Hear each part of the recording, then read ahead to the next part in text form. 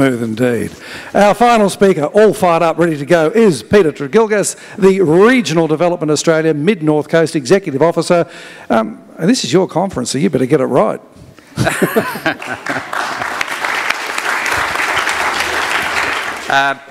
Thanks, Michael, and the rest of the panel. And because they were all so quick, I've brought 2 books with me to go through. And so, as you said, I can take as long as I like.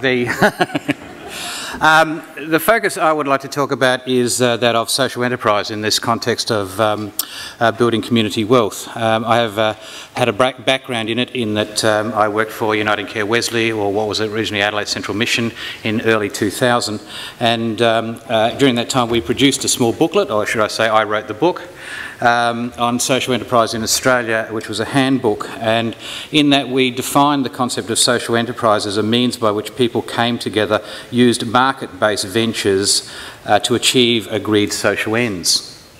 All of the players that we have just discussed, you've just heard, have clearly that similar focus in terms of their raison d'etre. But in that sense, herein lies the first challenge, that social enterprise is indeed a market-based venture. It requires a business acumen. And that to the community, this is not necessarily the base of which we have been working.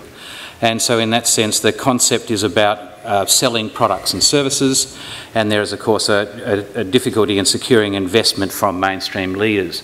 The point that Will has just made, which is about going to some of the bigger players and outside our own paradigm, sorry, that word again, is indeed a key issue, and there's sometimes a nervousness to punch above your weight.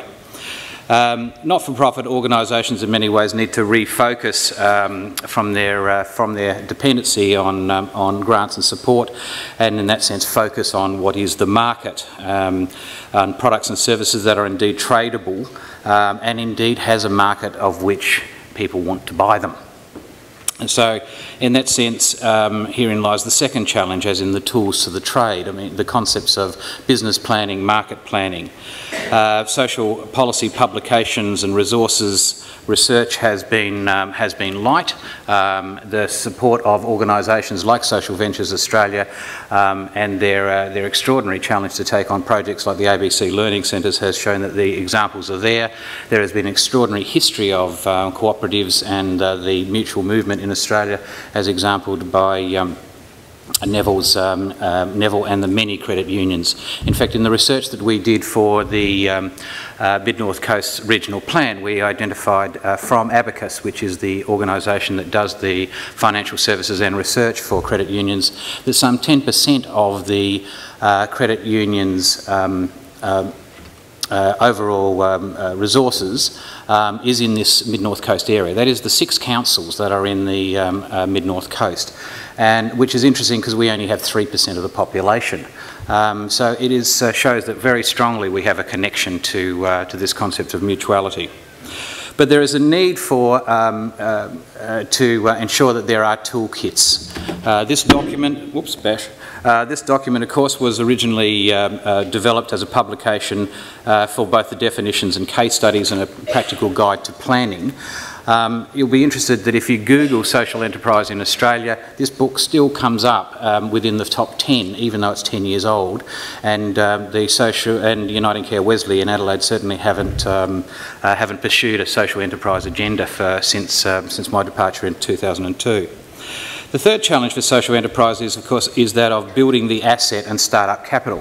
One of the things that we noted back in that time, and that many people will experience, is in that sense of the legacy of the grant dependency is the need to sometimes spend the entire annual budget, leaving little for the rainy day.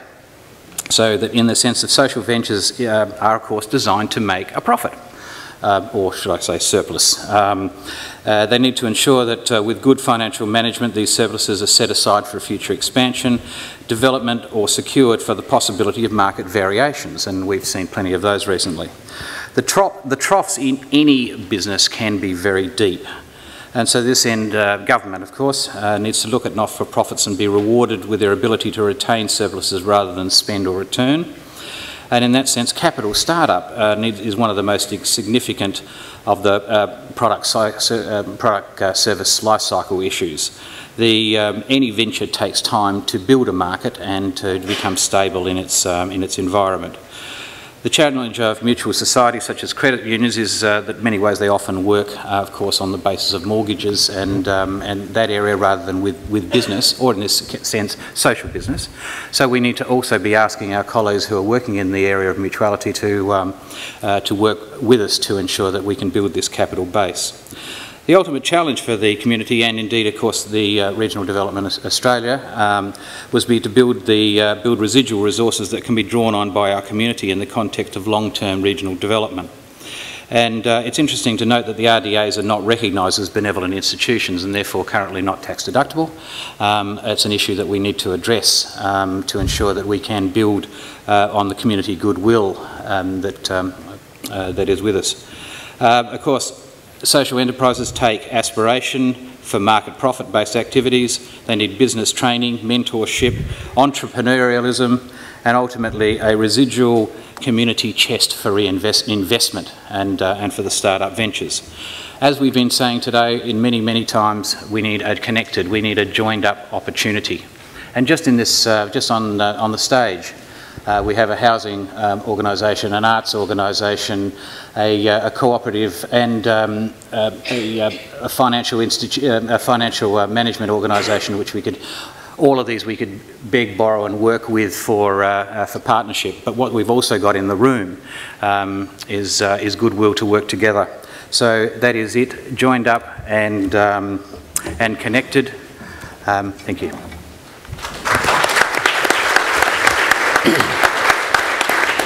Tiffany, did you not turn on the red light because he's the boss?